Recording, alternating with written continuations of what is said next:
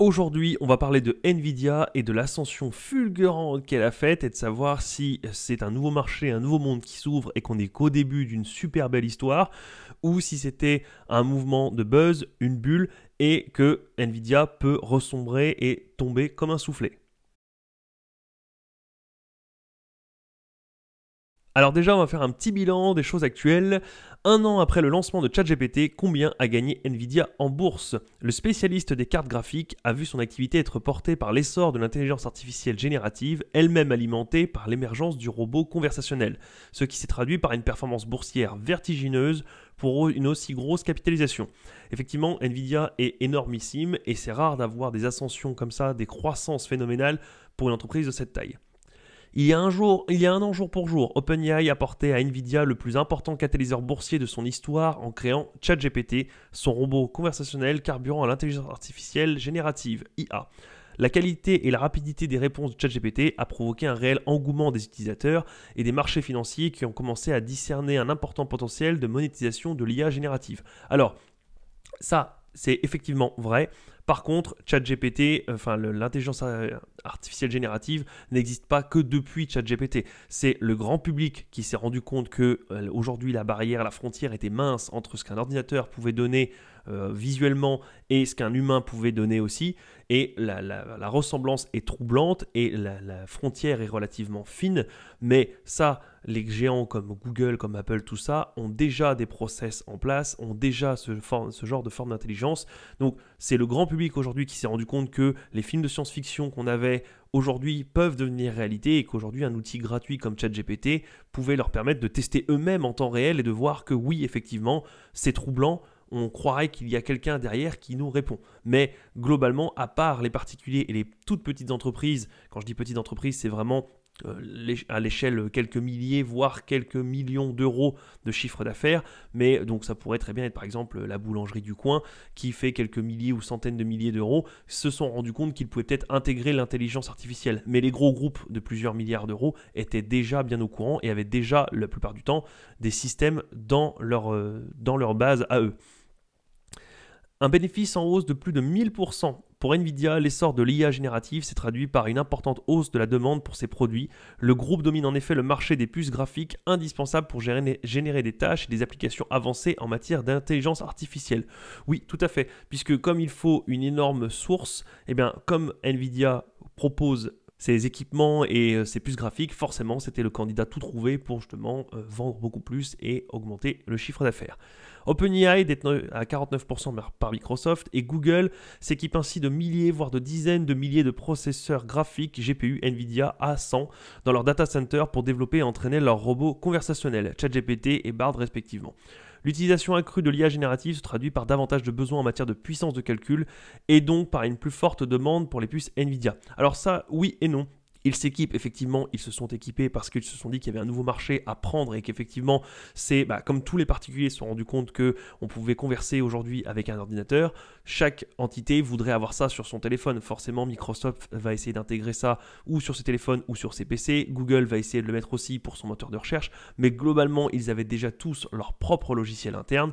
Et là, c'est juste une petite commande supplémentaire pour un besoin rapide, mais le souci c'est que la question est-ce que ça va durer? Est-ce qu'on va continuer à avoir des achats massifs comme ça en permanence, tous les mois, pendant toutes les prochaines années, pendant la prochaine décennie? Et la réponse elle peut faire très mal. Alors, en un simple coup d'œil aux derniers résultats financiers de Nvidia permet de constater l'envolée de son activité sur l'ensemble de son troisième trimestre. Les revenus ont bondi de 206% sur un an et de 34% par rapport au précédent trimestre, à 18,12 milliards de dollars. La division Data Center, celle concernée au premier plan par l'émergence de l'IA générative, a elle dégagé un chiffre d'affaires de 14,5 milliards de dollars en progression de 279%. Le bénéfice net, lui, a progressé sur un an de 1259% à 9,2 milliards de dollars. Encore du potentiel, et même si elles ont déçu les prévisions les plus optimistes, les perspectives pour le quatrième trimestre restent colossales, puisque le groupe table sur des revenus autour de 20 milliards de dollars pour les 3 derniers mois de l'année, soit une multiplication de 3,3 sur un an.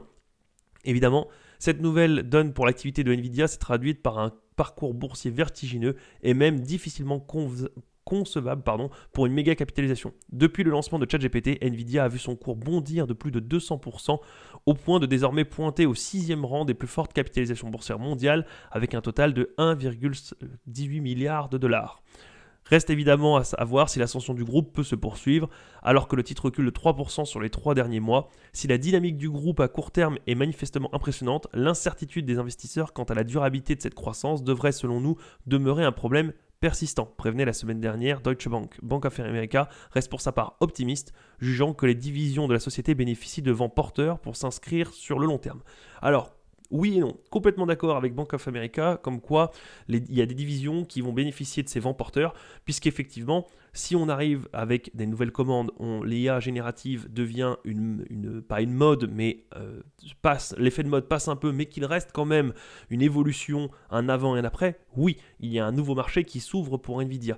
Seulement, pour moi, pour ma part, je pense que le boom est passé, et que même si il va y avoir des commandes, il va y avoir encore de l'amélioration de ce côté-là. On voit qu'Elon Musk essaie de faire son propre outil maintenant, que Google se met à sortir, je ne sais plus comment il s'appelle, Opaque je crois, ou quelque chose comme ça, qui essaie de sortir. Forcément, il va y avoir des vents porteurs, mais s'il y a un énorme besoin, forcément d'autres groupes vont émerger, d'autres groupes vendeurs de cartes graphiques vont aussi proposer leurs solutions, et une fois que les commandes de cartes graphiques sont faites là aujourd'hui, on n'en aura pas besoin avant 2-3 ans minimum, puisque alors j'aurais bien dit 10 ans à la base, mais comme la technologie évolue très vite, il se peut que dans 2 ans on ait besoin d'un nouveau modèle plus puissant, plus rapide, mais d'ici là, il peut y avoir des nouveaux concurrents, il peut y avoir des gens comme Intel qui reviennent sur le devant, puisqu'ils sont en train de tout reformer la société, il peut y avoir aussi Google ou Apple qui va se mettre à faire ses propres cartes, puisqu'on voit que Apple fait déjà ses propres processeurs, rien ne l'empêche de se lancer dans les cartes graphiques,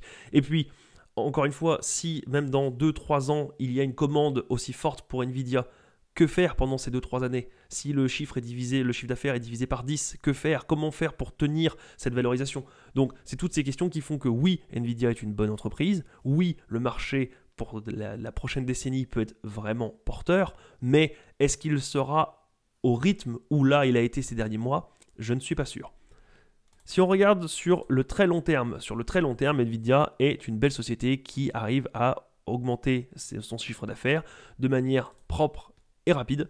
Alors surtout depuis le 2019, mais là, grâce au confinement, etc., tout ce qui a eu lieu comme activité à la maison, et dernièrement grâce à l'IA, mais déjà avant, on voyait déjà une progression, donc chiffre d'affaires avec un nouveau marché, ils y arrivent. Les revenus nets sont en constante augmentation aussi, ce qui est très bien, et la marge nette est en augmentation aussi depuis des années. On était relativement à peine rentable là, on est passé à 7, 15, 12, 35, et aujourd'hui alors 16, mais sur les derniers chiffres, quand on se met en trimestriel, alors on va le mettre ici, hop, marge nette, puisque forcément si on prend que annuel, on peut avoir des surprises. On voit ici qu'on arrive sur des marges à 23, 44 et 51%. 51% c'est difficilement tenable, mais entre 30 et 40% en marge nette pour Nvidia, c'est fort possible. Donc très bonne chose.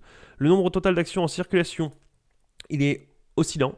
Donc vraiment bien, puisque là on arrive à racheter des actions, mais ici on redilue. Alors à voir si c'était juste parce que c'était pour prendre le marché au vol et avoir les fonds pour pouvoir se développer. Est-ce que ça va rester stable? Est-ce que ça va redescendre? Ni bon point, ni mauvais point, je dirais plutôt neutre, parce que je vois qu'on est capable de racheter très fortement quand c'est nécessaire, mais on redilue aussi aussitôt, donc je ne sais pas. À voir si c'était pour rachat d'un concurrent, pour augmenter les data centers, peu importe. Est-ce que c'était stratégique ou subi? C'est toujours toute la question. On passe au screener numéro 2, le Rocher. Alors vraiment pas top, mais ça c'était les premières années où on n'était pas rentable. 15%, on commence à avoir quelque chose qui est vraiment sympa, puisque au-delà de 15%, on commence à toucher les entreprises exceptionnelles. Et là on arrive à du 30, 40, 50% de Rocher, ce qui est exceptionnel aussi. 44%, 17% et la dernière année. Mais on voit qu'on est capable de se maintenir aux alentours de 30%, voire 40% quelques années, ce qui est génial. Le free cash flow en constante augmentation aussi, avec une énorme envolée ces derniers temps. Et là, je pense que cette année, on aura aussi quelque chose de super haut. Mais globalement, la tendance reste haussière et nettement haussière, ce qui est une très bonne chose.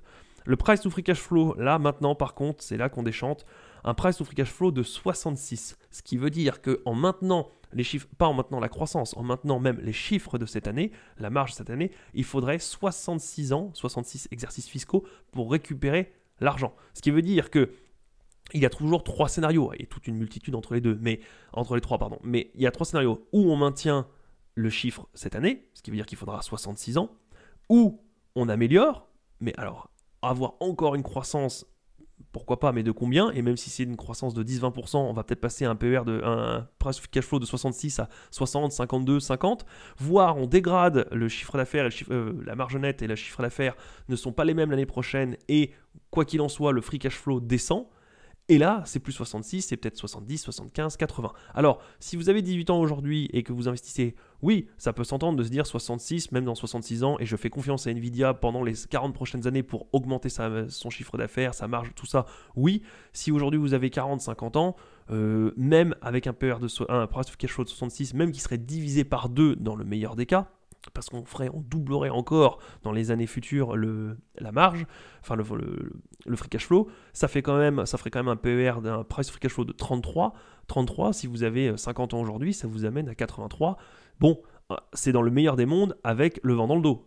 Donc, à réfléchir, ça n'enlève pas au fait que Nvidia est une très bonne société. Acheter aujourd'hui un PER de 66, enfin un price free cash flow de 66, de la même manière que quelqu'un qui a acheté ici un price free cash flow de 200, ça fait peut-être beaucoup. Il faut peut-être mieux attendre un peu plus bas, 48, voire même quelqu'un qui l'aurait eu ici à 24. Là, pourquoi pas, même ici à 33, parce qu'on se dit, il y a des perspectives, il y a des projections, ça peut tenir la route, et même un price free cash flow de 33, si dans 10 ou 20 ans, on a 2 fois plus de bénéfices par action, bon bah j'aurai un PER, un price free cash flow de 15, voire de 12, ce qui s'entend. Mais là, avec 66, il faut vraiment avoir un vent dans le dos très très fort.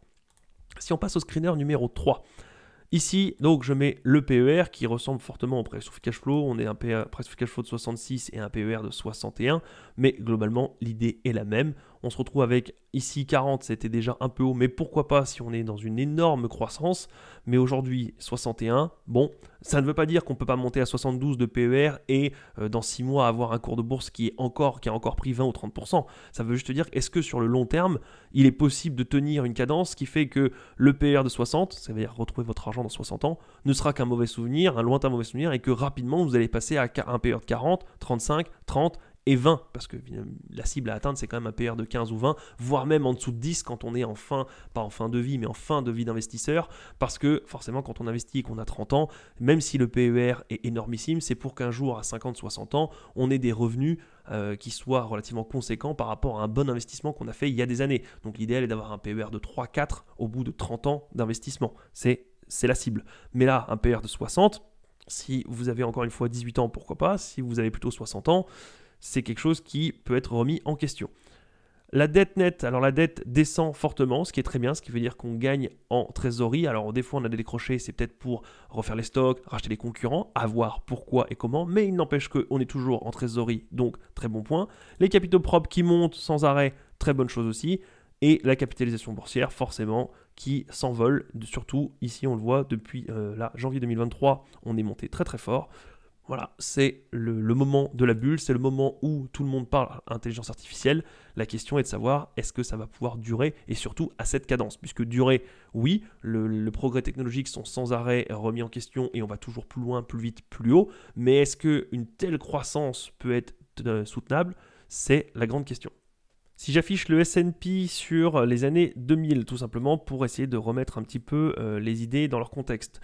En 2000, on a eu donc la bulle des dot-com, la bulle Internet, qui forcément a fait parler d'elle, puisqu'on avait des valorisations complètement stupides, on avait des PER de 200 ou 300 sur des sociétés qui, du coup, on projetait que l'année prochaine ce serait bon, mais qui ne gagnaient pas d'argent ou qui étaient à peine rentables. Est-ce que ça veut dire que tout le monde avait tort et que la technologie n'était pas l'avenir? Pas du tout. Si on regarde aujourd'hui, comparé en l'an 2000, tout ce qui a évolué entre les téléphones, Internet, les connexions, la vidéo, toute la technologie est aujourd'hui incroyable comparé à il y a seulement 24 ans. Mais, c'est la grande question, est-ce que là, c'était une bonne idée d'investir ou même ici? Absolument pas, tout simplement parce qu'on voit bien la chute qu'il y a eu. Là, il y a eu la remise en ordre des idées. Et même si sur le long terme, c'était effectivement, le marché avait raison sur le fait que la technologie, c'était l'avenir, une société qui ne gagnait pas d'argent et qui avait une valorisation complètement folle, c'était peut-être pas le bon moment d'investir et c'était peut-être pas là où mettre son argent pour le préserver, pour préserver son capital pour les années à venir. Puisque quelqu'un qui le mettait là profiter encore de 20-30% de hausse en se disant ça y est, je suis dedans, je suis dans le train, c'est parti. Et il a peut-être divisé son capital par 2, par 3 ou par 4 et a mis des années avant de le retrouver, puisque on voit que quelqu'un qui aurait investi par ici, et encore je suis sur le S&P, j'ai pas pris le Nasdaq, mais quelqu'un qui aurait investi par là a mis quand même, allez, 2007, il a mis 8 ans à retrouver son argent. Pas à gagner, à retrouver son argent.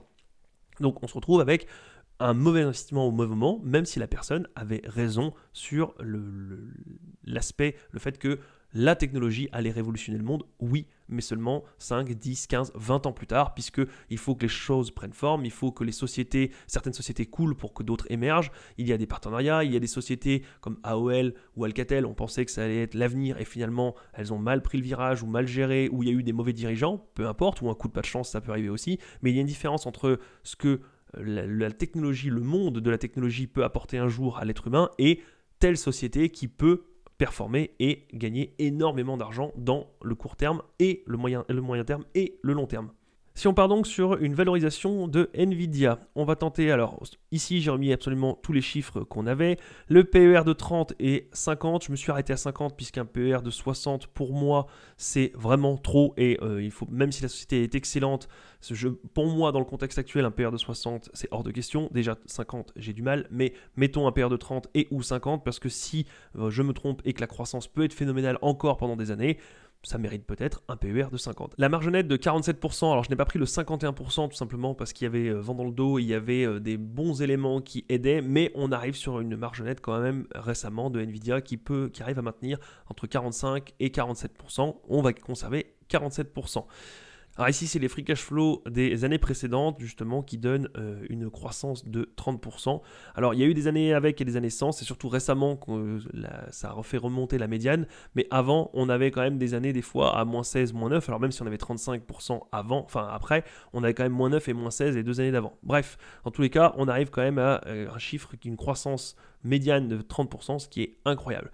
Ici, j'ai mis les 20% de croissance future estimée, tout simplement parce que pour moi, on ne peut pas maintenir 30% pendant les 10 prochaines années. C'est très peu probable vu la profondeur du marché et vu la taille de la société actuelle. 30% par an pendant 10 ans, ça me semble invraisemblable. Maintenant, je peux me tromper, mais pour moi, 20% c'est déjà grandement optimiste. Ça voudrait dire que chaque année, on fait 20% de plus que l'année d'avant, chaque année. Ça veut dire peut-être des années à 22, des années à 18, mais globalement, on serait à 20% de croissance chaque année, ce qui est juste incroyable. À l'heure actuelle, si on achète aujourd'hui au prix actuel à 467 $, on a un rendement de 1,62%. C'est très très peu. Alors effectivement, si derrière on se dit qu'il y a une croissance et qu'on va passer à 2, à 3, à 4, à 8, à 12 et que dans 30 ans, effectivement, on aura peut-être un rendement de 25%, oui. Mais en attendant, je préférerais moi attendre de retourner sur un PER un peu plus bas et peut-être d'avoir un rendement de 2-3%. Comme ça, je gratte déjà 4-5 ans. Facile. Si on passe pour une valorisation grossière, alors on est extrêmement bas tout simplement parce que le résultat net fois le PER moins la dette, c'est pour une entreprise de croissance, ça ne prend pas en compte justement toute la progression. Même si on met un PER de 50 ici, on va monter, mais c'est ridicule et tout simplement parce que cette valorisation est très grossière et qu'elle ne permet pas de valoriser les sociétés un peu spécifiques et notamment les sociétés en très forte croissance. Donc à ne pas prendre en compte tout simplement parce que ça ne prend pas, ça prend uniquement les revenus d'aujourd'hui fois le PER et absolument pas la croissance future. Si on passe sur la valorisation de Graham, on a quelque chose déjà d'un peu plus réaliste. 389, donc on est relativement proche de ce prix-là.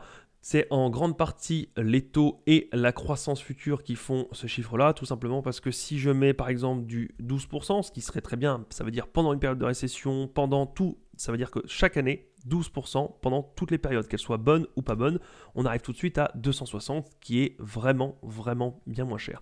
Si on conserve une croissance de 20%, on retourne à quelque chose qui est relativement abordable, mais encore une fois, j'ai été très très gentil en mettant 20% de croissance annuelle. Et une valorisation par DCF, on arrive à 347, tout simplement parce que, encore une fois, la croissance est phénoménale. Elle peut rester phénoménale quelques temps. Je doute qu'elle reste comme ça pendant 10 ans, mais pourquoi pas, je peux me tromper.